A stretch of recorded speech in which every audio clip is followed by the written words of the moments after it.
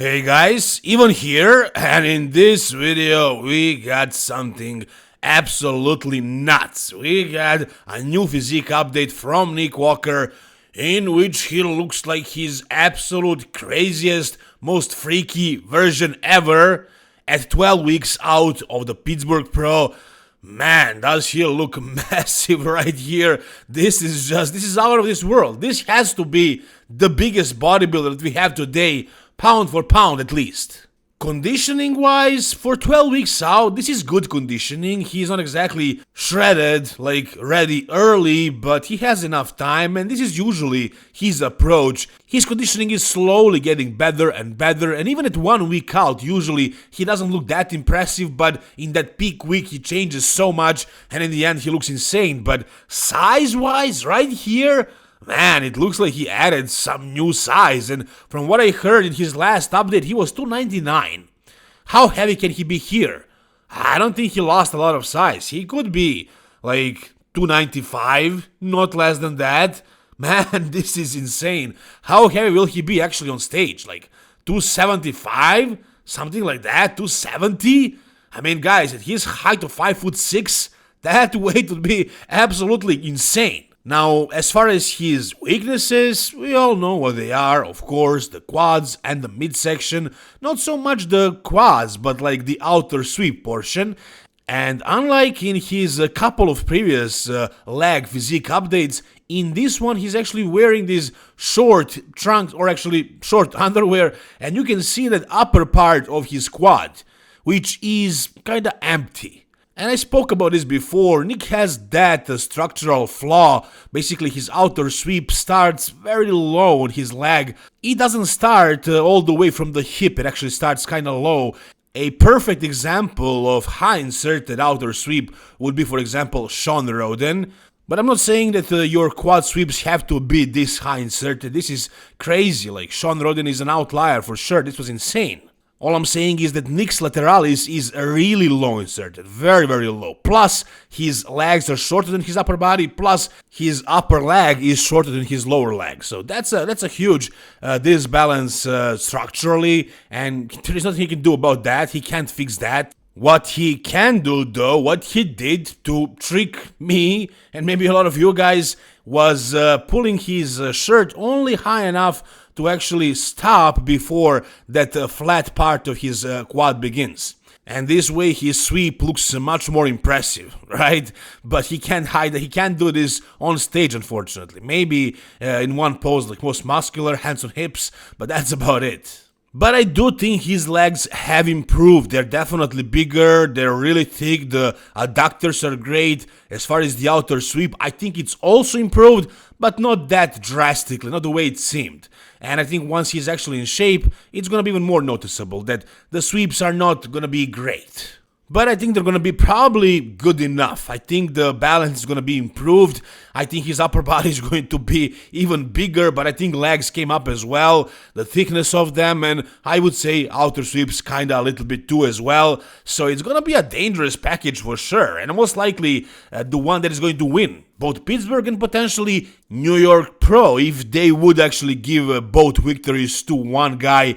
But I think the only guy that can actually beat Nick at these two shows would be Martin Fitzwater, who is already qualified for the Mr. Olympia, so there is no reason to give him one victory and one to Nick. If Nick wins Pittsburgh, I don't think they're going to give Regan, for example, the New York. I think Nick has a very good chance of winning both shows. Now, as far as the other flaw on his physique in this photo right here, it would be his midsection, because here, yeah, he's hiding it. He's hiding his stomach with his hands, but we can still kind of see that like those abs are a little bit separated in the middle, and they're like kind of stretched apart, and they're not as symmetrical, as good looking as they looked at one point. For example, 2021 Arnold Classic, which was, in my opinion, the high point of Nick's career. Like here, his midsection actually looked very good. I mean, he never had super small waist, but his abs looked really sick, man. Like, those were some really good, thick-looking abs, shredded, dry, well separated, without any diastasis or anything, and nothing was wrong with them. Like, yeah, the waist structurally wasn't small, but still, I would say his midsection was a strong point for him. And with this smaller waist, even his quads actually looked like a strong point for him. Like, would you say that his quads were weak? I definitely wouldn't. The details, the size, the width, everything was there. Overall, this kind of a little bit more streamlined version of Nick was, in my opinion, his best ever. Next year, in 2022, he actually placed third at the Mr. Olympia, which was his best result ever. But at that point, his physique kind of started to go in a wrong direction, and it's reached its lowest point last year at the New York Pro. However, 2025 seems like it's going to be a really good year for Nick Walker. It seems like he's bringing a new level of wow factor, of freak factor, more size, improvements. We'll see about the midsection, but I think this version of Nick is going to be very impressive, really, really freaky, and in my opinion, most likely, it's gonna win both Pittsburgh and the New York Pro. What do you guys think? Tell me down below.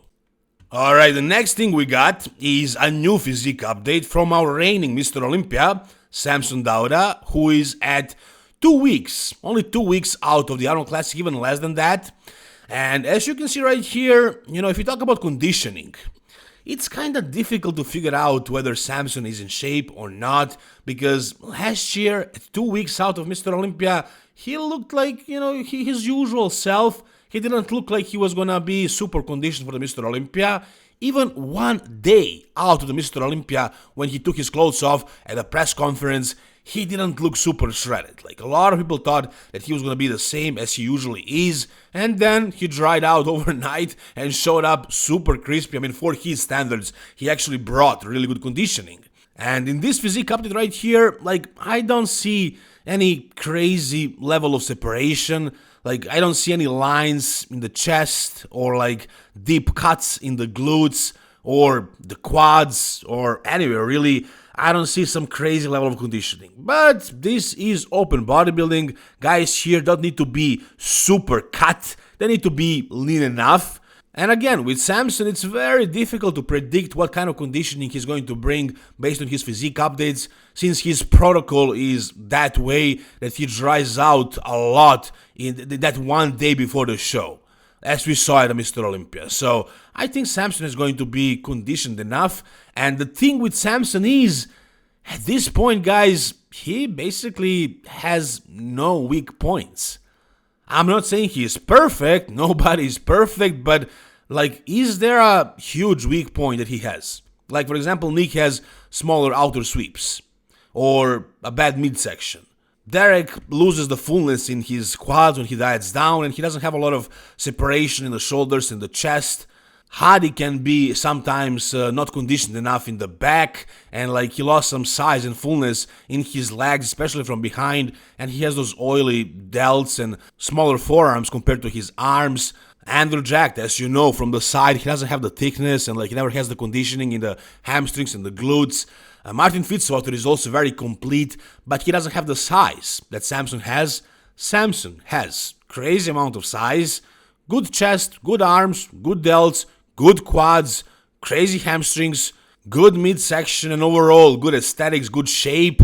The only flaw that he used to have was his back, but it is improved to a really good point. Now his back is not weak at all, and like, the glutes could be more shredded, but at the Olympia they were shredded enough. So overall, Samson really doesn't have a lot of weaknesses. Like, he doesn't have any major weaknesses. So the only way Samson can lose the Arnold Classic, or the Olympia for that matter, in my opinion, is if he comes off.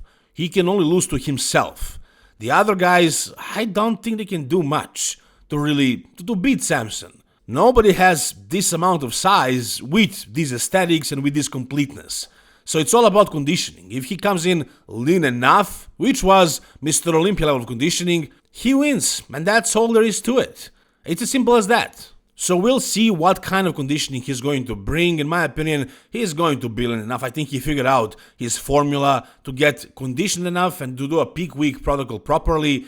So I'm pretty sure he's going to deliver, and if that happens, I'm pretty convinced he's going to win. The only guy that kinda stands a chance, in my opinion, at the Arnold Classic, it's not Andrew Jack, I think it's Derek, but again, I think it all depends on what Samson brings.